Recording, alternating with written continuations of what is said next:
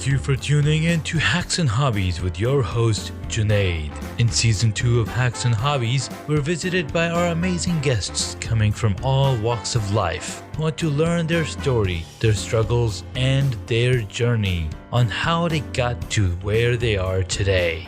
So stick around.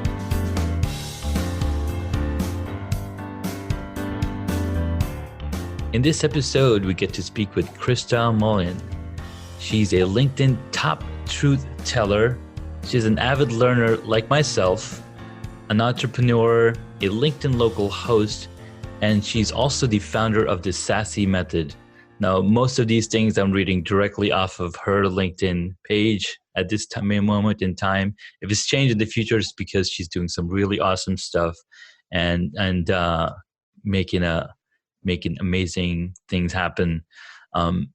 I met her through LinkedIn, Facebook, and then Facebook is where we really started chatting and got to know each other. And I was like, hey, I really like what you're doing here.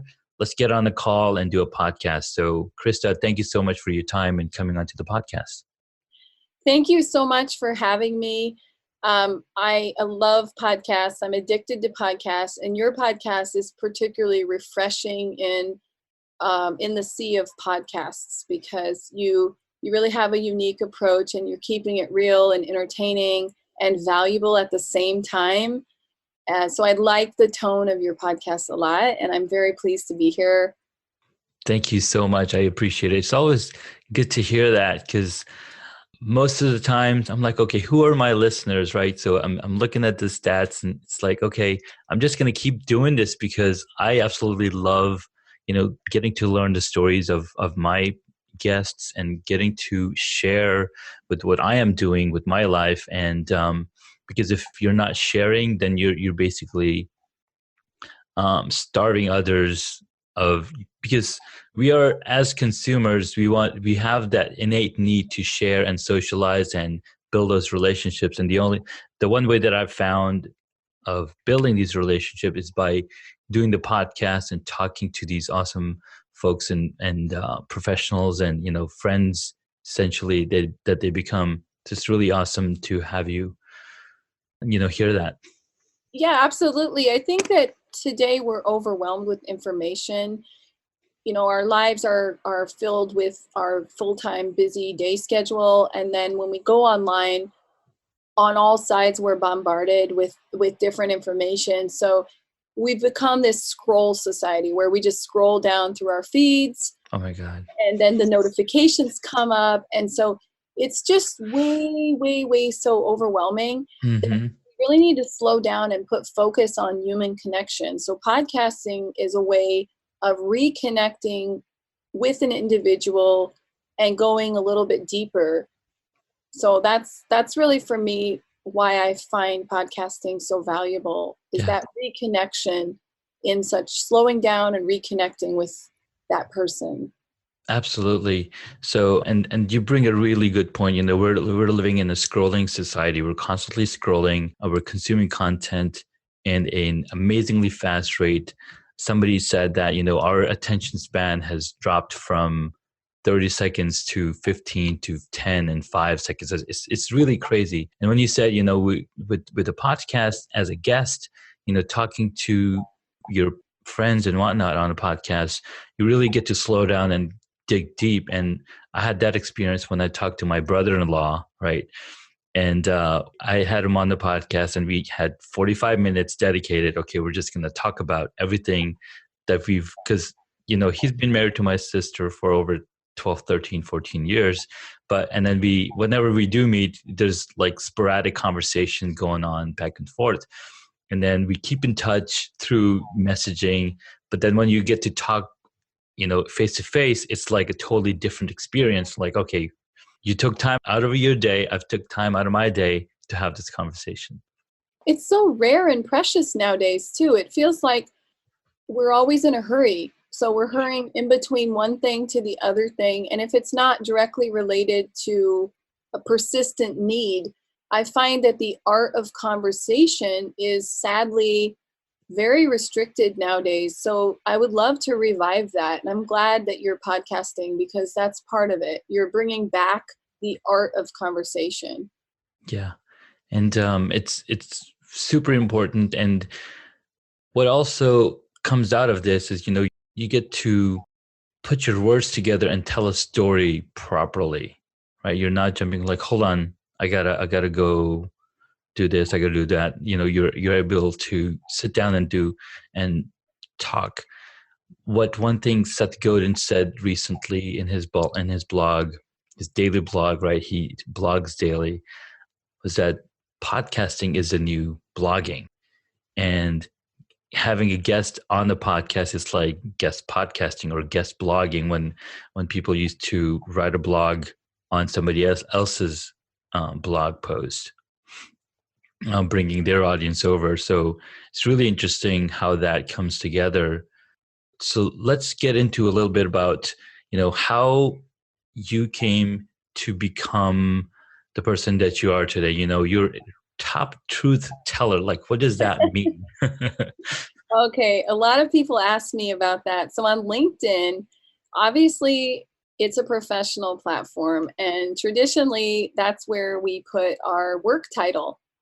And I've always been on the fence about titles because I don't feel like there's just one facade to a person. I find that all of us have multi-talents, and the future of work is really shifting away from a 9 to 5 to a gig economy where people are building out side hustles, they're diversifying their income, globalization, and remote working, and all the tools that we have at our fingertips have enabled us to take our work offline and just work from anywhere, work whenever we want. So it's created this beautiful freedom. So why should we restrict ourselves to our official job title? I personally have always been kind of a side hustler, and I've always believed in partnerships, diversifying my income, and I've always got like at least 3 things going on at the same time, and multiple sources of income coming in, because I never want to be that person who put all my eggs in one basket and then got laid off because, we live in a competitive market where your job is probably driven by the shareholders' profits, and you're a liability. So at work, it's not just you and your performance. It could be the shareholder dollar amount, and it's like, okay, now you're a liability, so we're letting you go. So at any time, you have to be ready to use your multiple talents. So why did I pick LinkedIn Truth Teller? It's first of all to get away from the traditional job titles that would label me. Mm-hmm. And second of all, it's to really signal to anybody who might be interested in connecting with me what my value is. So my values are authenticity, courage, boldness, and being self-confident. And so truth is what's behind all of that. And so that is a reminder for me and my brand to always be truthful to my listeners or my readers. Very cool. No, that's and people relate to truth, right? Anytime you are telling a lie, people can see through that very quickly. Like, oh, you're just lying, and having that truth mindset, I think, also puts your connections at ease. Like, all right, this person is legit, kind of, if that makes sense. Well, it also ties into my new business, the Sassy method. Mm-hmm. What happened to me is that I had built a successful career building a digital creative agency in San Francisco and growing it and running it for 12 years. And in 2017, I sold my shares to my 2 other partners and set off solo. Mm-hmm. And I had to reinvent myself. And I did a lot of time off soul searching. Wasn't going to rush into a new job because I just come off a 12-year, very successful, fulfilling career. Mm-hmm. And after that soul searching period was over, I realized what my true purpose is something deeper, to create meaning in other people's lives. And so I set out on a mission to inspire at least one person a day. And that led me to a commitment of producing content on a daily basis. And so I've been pretty consistent at keeping that promise I made over the past 2 years almost. to Nice. post consistently on LinkedIn, as well as be pretty active on Facebook. And most recently, now I'm upping my Instagram and, of course, Twitter a little bit. And now I'm going to be launching a podcast. Yay. Nice. Congrats. Thank you. I just want to get the message out there to more people. So I don't see podcasting as it may be it may be seen as an in thing to do right now or a little bit trendy, Mm-hmm. but it's all about what you want to get out of it. My Exactly. intention isn't just to have a podcast for the sake of having it. It's because I feel like we're so busy in our lives that we're overwhelmed with content, and despite our best intentions, we just can't be online all the time reading and reading and reading. Mm-hmm. So, or watching videos. So I'm Yeah. thinking podcasting is a great way to fill those pocket moments when you're driving on your commute, or you're in the public transportation on your commute, or Yeah. you're waiting in the car for something, or you're at a Mm-hmm. doctor's appointment in the waiting room. So you can really fill your time and get so much value out of podcasting. Absolutely. So that was a buddy of mine, and we've been talking back and forth, and he's trying to build his coaching brand as well. So I'm helping him set up his website, set up his digital presence, and he's been pretty active on LinkedIn as well. So we were talking earlier, and I was like, "All right, we'll chat a little later." I had to pick up my kid, but Well, that's great, let's because right now everyone should be thinking about how to deliver as much value as possible, and absolutely. um, learning to, learning personal branding, learning good business practices, and Mhm. most importantly, learning attraction marketing is really key. I just came back from Social Media Marketing World last Mhm. week. Mhm. The week prior to that, I was lucky to be in South by Southwest Digital Festival, Music and Film Festival. So Nice. I've had like so much exposure to this, and so relationship building, attraction marketing, and personal branding Mhm. are going to take anyone to the next level. And Oh yeah. you never know when you'll need it. You may think, oh, I don't need it. I work a 40-hour job, Mm, but you are your brand. So exactly. it's so important Yeah. to be learning those skills. Yeah, there's only one of you. There's nobody who's had those experiences at all.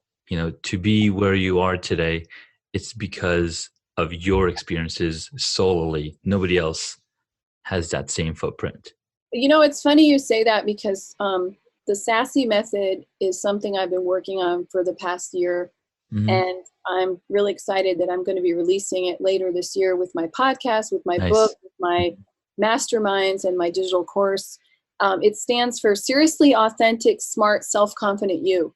And Nice. being yourself is your superpower, but it is so ironic that people spend a lot of their adult life trying not to be themselves. Oh my. So they're always looking over the shoulder at others around them, and trying to figure out what makes that person special, and then jealousy creeps in, then self-doubt creeps in. And instead of spending all that energy chasing other people, you would just take the same energy and turn it around onto yourself and Yeah. work on your personal brand and embrace yourself. I call it flip your flaws. So in my book, I have a chapter called Flip Your Flaws, which means Mhm. your flaws are actually your strengths. So instead of Absolutely. worrying about getting rid of your flaws, let's go deeper and let's figure out how we can take what you're self-conscious about most and turn it actually into your strength. Hmm. That's very powerful. Thanks. That's no, absolutely. Because I'm always thinking, okay, these are my flaws, and I'm trying to, because I'm in 10 different, I have my fingers in 10 different buckets at the same time, right, and that's why I started the podcast, because I would get made fun of, like, okay, what's the new hobby that you're working on this week, right? So I'm into cycling, I'm into woodworking, I'm building LED lamps with LED lights, and I've got beekeeping going on, and I'm into videography, photography, you name it. I mean, building computers or playing in VR and playing video games and whatnot. So I've got a ton of knowledge in ton of different areas. And and the one thing that find around these is, how can I interact, or what is the intersection between all of these different things? And, it helps me expand my mind because I see different perspectives. And being a user experience designer for the past 20 years, it's taught me that, okay, you got to figure out being empathetic, being understandable, being the user advocate, and understanding how to solve problems. So it helps me cross-reference and bring ideas from different areas into basically new ways to come up with a solution. Well, that's interesting you say it, because it goes back to what I said earlier about titles and how pointless they are. Yeah. Because if we introduce ourselves to 10 different people, depending on the context and the background, we will introduce ourselves 10 different ways. So why don't people see themselves as 3-dimensional or 4-dimensional? Yeah. Right? Why are we always thinking in 2D? Exactly. So as a UX designer, you're a curious person, you're a problem solver, and you are very user intuitive. So you can really use those skills as transferable skills very easily. And I think that people hold themselves back because they're afraid of maybe what other people will think, first and foremost, like judgment, and maybe self-confidence and believing in themselves, because they say, well, my skill set is in this area, and now so in this area I'm an expert, but in the other area I'm a beginner, right? Well, we have to change that mindset from expert to embracing being an amateur. So I talk a lot about that, where I say, stop worrying about being an expert and just embrace being an amateur. We should be lifelong learners. Yeah. And curious. Stay curious. That's what Steve Jobs had said in his graduation speech at Stanford, one of the famous ones you can find on YouTube, where, stay hungry, stay curious, because it's not a flaw to keep starting stuff. It's if it ties into your goals of where you want to head, all roads lead to this place. You can take as many different roads as you want. Absolutely. Very well said. And Steve Jobs is one of my, I guess, what's the word? A role model, somebody that I look up to. And I was kind of sad when I heard the news of him passing away back in 2010. I was like, I wish I had a chance to meet him, right? And then I was like, all right, what would I say if I did meet him, right? So I hadn't thought through the whole list, but having like somebody as visionary as him, define all these things and look 10 years ahead into the future of what's going to happen, what's going to pick up. And like a lot of times in user experience, we say, okay, we got to find out what the user needs. But a lot of times the user, like if you asked a user back in the days of horses, they would just say, I want a faster horse. They wouldn't even think about something else like a car, because a car is a faster horse. They would say, oh, just give me a faster horse. Like they have a limited understanding of things. Sometimes the user doesn't know what they want, but what the user, so as a user experience designer or a UX person, you don't ask them, what do you want? You ask them, what problem are you facing? Oh gosh, amen. So you're preaching to the choir, because when I ran my digital agency, 2 things I wanted to mention is, number one, Apple was my second client. So I thought big, and I was very courageous to reach out to Apple and land Apple. And we worked with Apple for 10 years. So we got to work with Apple as a partner agency during the most exciting, innovative times when Steve Jobs was alive. Wow. And where everybody was young, hungry, and creative, wildly, wildly creative times. And back then, I didn't have enough self-confidence to actually meet him. So we worked very closely with all of his teams and in his offices. And once in a while, we would have some big deadline where this is going to be presented to Steve personally, because Steve liked to, I wouldn't say micromanage, but he liked to be involved in every aspect of his Oh, business. yeah. And so he actually did like to review. He was very, very into marketing, as you know. And so he reviewed everything that we Wow. did in my agency. And so that's the first thing I'll tell you. But I really wish I would have been the woman I am today, that I would have had the courage to say, can we present to him directly? I was terrified. So believe it or not, I could have met him, but I chose not to ask. I wasn't even confident enough to meet this man because he just intimidated me so much, and I Yeah. was terrified. I'm like, oh, what if he doesn't like our work? I'd heard horror stories about how blunt he was, how he could rip apart an idea he didn't enjoy, and I was like, I don't think I'm ready for that. Whereas now I'm over that, and I'm much more courageous even. Yeah. But that's the first thing. So missed opportunities due to fear is a big one. But then what you said about UX design, in my agency, we built apps. So I was doing product management. And what you said is so funny because users don't really know what they need. So you don't go up and ask them what they need. It's funny because yesterday I posted on LinkedIn about how bad people have lost the art of conversation. They don't know how to present themselves. So my new connections will connect. And I shared this conversation where the new connection was like, tell me what services you need so I can sell them to you. And I was like, I don't need any services. And then the person's like, good day. No, it started off even funnier. They were like, tell me how I can help you. And I'm like, well, what do you offer? And they're like, before I answer that, tell me what you need so I can pitch to you the exact thing you need. And I was like, okay, this is like the worst conversation I've ever had. So I even posted it on LinkedIn without disclosing, the name of the person. Yeah. And I'm like, have we completely lost the art of conversation? This is insane.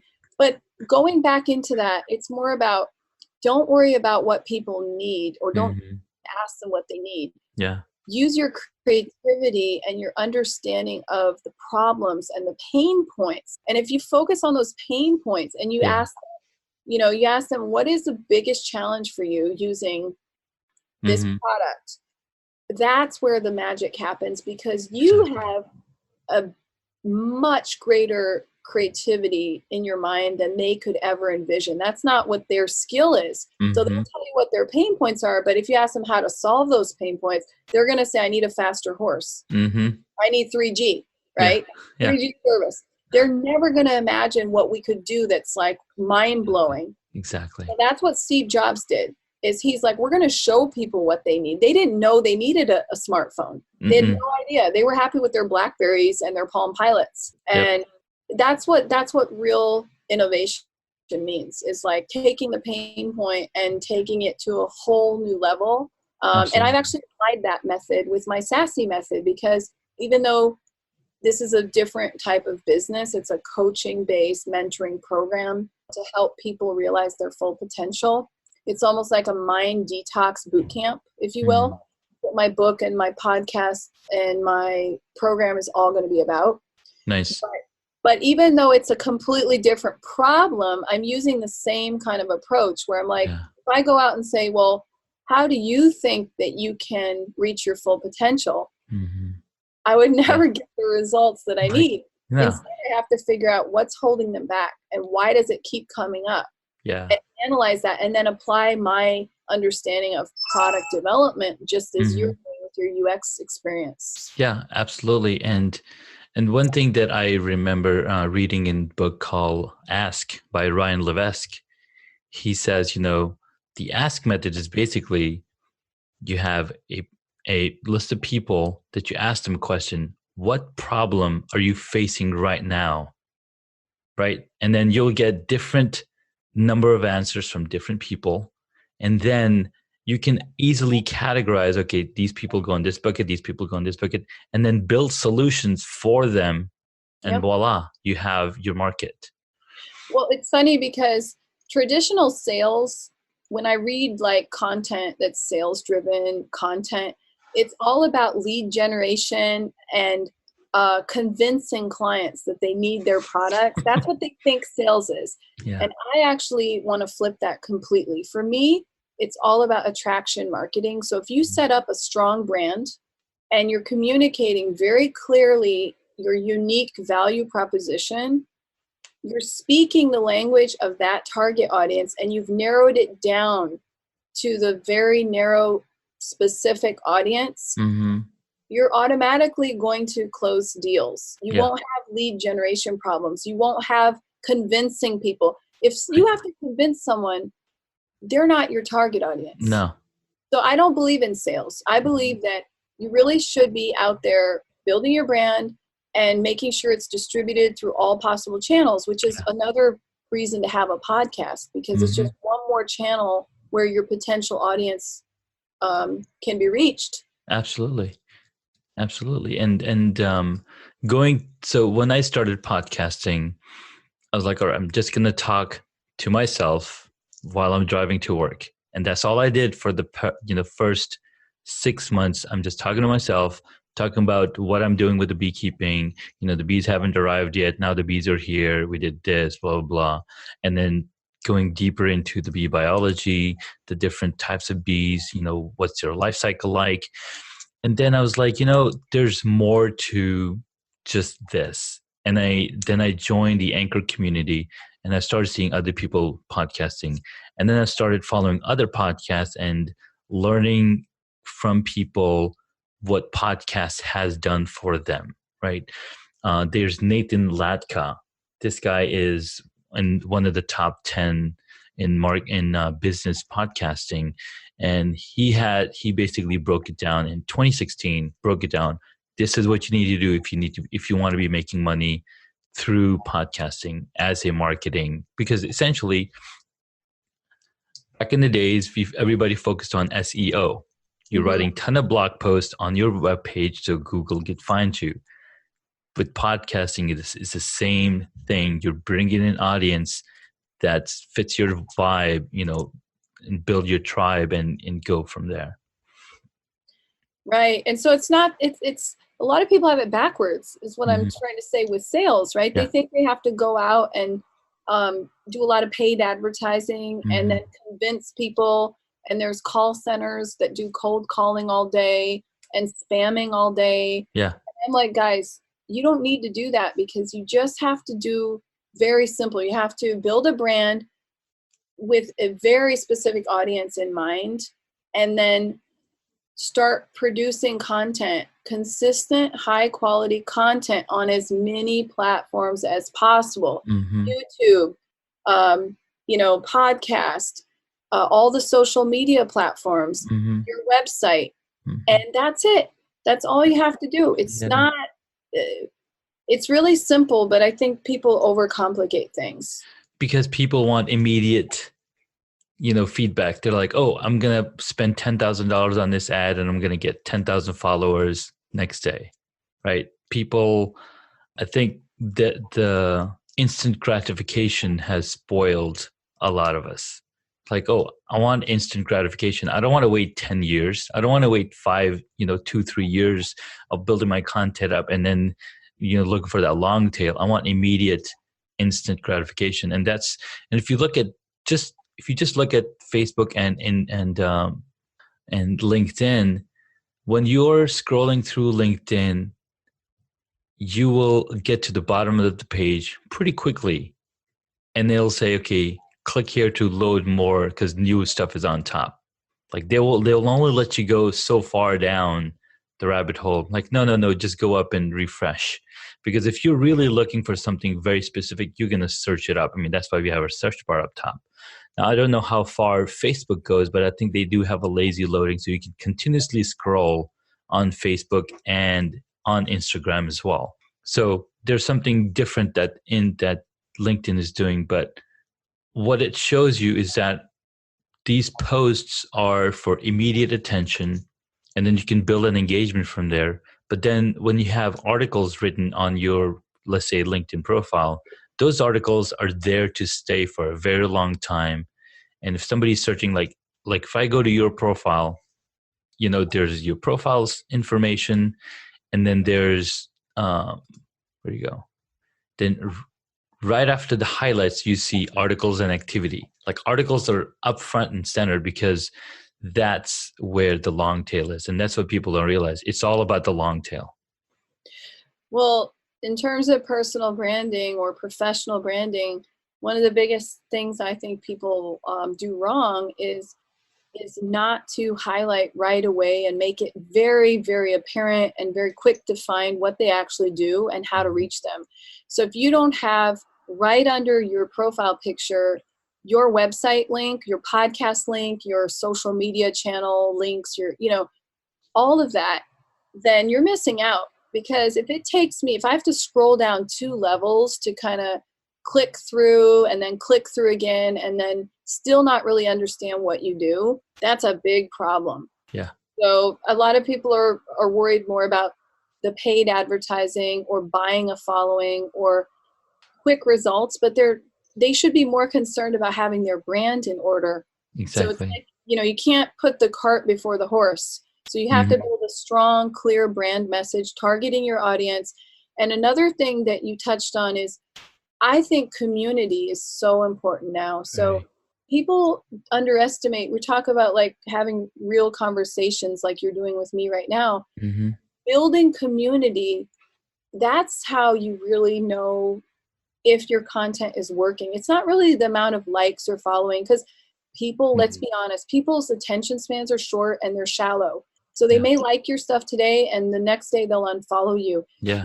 What's really important is to keep experimenting and figure out like what posts do really well. So I like looking at my analytics and tracking, and figuring like, wow, these posts, that's a signal that these are the ones that really appeal to people. Right? Maybe it's your videos do better. And then experiment with time too, figuring out when is my audience online? Where is my community? Do they like what I'm doing? And am I hitting them in the time? If you're dealing with housewives, for example, you don't want to be putting stuff in the hours where they're busy. You want to make sure you've got them at that time, or busy business professionals, the same thing, right? Yeah. Put your best content out there so it lands in their feed just at the right moment. Exactly. So timing it right and having the content, having that analytics, and everybody will give you those analytics. You can look at those analytics on Instagram. You can see how much engagement, how many people it reached. Same with Facebook as well as LinkedIn. So those are really, really excellent points. Yep. I think some people don't realize why their content, they complain. They're like, my content isn't doing well. And I'm like, do you look at your insights? So, I mean, this, especially non-marketing people, because we marketing people, we tend to be geeks and we're like all about our analytics. Exactly. But if you're a business owner and you're trying to launch a new business, you should be looking at your analytics too. And you shouldn't be afraid. It's not like you need to have a marketing degree. They make it super easy on all the platforms for free to check your tracking. Exactly. Click on the insights, have a look, and maybe get a consultation with someone else. Hey, could you take a look with me and it helped me interpret some of these insights if it's not straightforward enough for you, right? Absolutely. All right. So at this point of the conversation, we had really, got to learn a lot about you, and we have a lot of amazing topics that we talked about, and we have, we're on the same wavelength. I love it. So we have some questions for our guest that I ask. So what is one hobby that you wish you got into? Oh my goodness. It's hard to narrow it down to one, because just like you, I feel like I'm a multi-dimensional type of person. So I've always been interested and fascinated by rock climbing. I don't know why, but like I would go to the gym. We have like an indoor rock climbing wall. Yeah. Also been a few times to very beautiful outdoor areas like Utah, Colorado, where I've just admired it. So it's something that terrifies me, but something that I'd love to try more. Yeah. So that's definitely a hobby. And then of course anything creative. So I used to draw comics when I was a kid, and I kind of think it's sad as we grow into adults that we lose our hobbies. Like, who says that we should be too busy to make that a value for our life? Yeah. So some of your most best business ideas can come while you're practicing a hobby, right? Absolutely. Absolutely. Awesome. What is your next question? What is your favorite movie or TV show? And if none, how about a book? Again, so many to choose from. So I have to admit that I am more of a book person. I don't really, most of my life, I haven't had a TV. So I missed out on a bunch of shows. And when people make like pop culture references, a lot of times they see on my face that it's drawing a blank because I didn't grow up in that kind of a culture. Both of my parents are PhD intellectuals. My dad was a researcher and a university professor. Yeah. My mom also was teaching. So it's definitely part of my upbringing was more book driven. And so what I want to say is that there's so many books that have changed my life. And that is why on my website that I'm working on, I'm actually dedicating a whole section called resources. Nice. That is going to share all the links to my favorite books. And they're going to be organized by category because in my house, I have bookshelves. Like I'm still an old fashioned, I like audiobooks and I like digital, but believe me, I just can't give up that feel of holding a real hard copy in my hand. One that I'd like to highlight is the one I'm reading right now by my good friend, Kristen Sherry, who is an executive career coach, and it's called UMAP. Nice. And I can send you the link after this, but it's Kristen Sherry UMAP, which is a step-by-step guide to discovering yourself and helping you through that self-discovery, figure out your strengths and which career is really your destiny. Nice. And I'm finding it super fascinating to do the Strengths Finder exercises and assessments on myself. Very cool. I've thought about doing that as well, but we'll see when I do that. Hey, well, thanks for it's definitely a resource I will share with you. I know Kristen personally.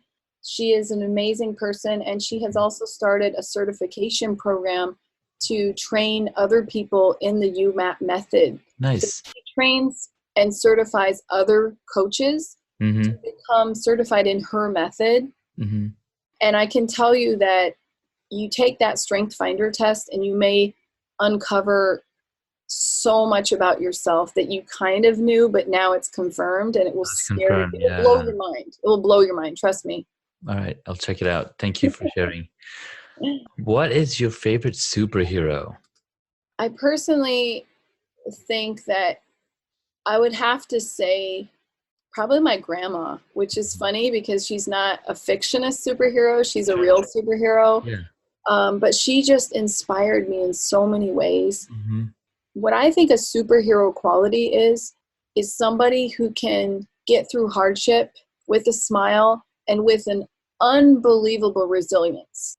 Nice. So that's the quality that I think is a true superhero. And I think we should celebrate everyday superheroes versus, again, focusing on just the traditional winners. I see superheroes all around me that are under-celebrated. So I challenge all your listeners to go out in your community and identify them, those silent, quiet, humble superheroes that aren't out there bragging about themselves, but really deserve a medal. Exactly. Thank you so much. That was beautiful. Last question, but not least. If you were a board game, what would it be? Definitely Monopoly. Okay. Nice. Monopoly is all about moving forward, setting strategy goals. So I love Monopoly. I've always played it. Fantastic. I love it. And last question, where can my audience find you?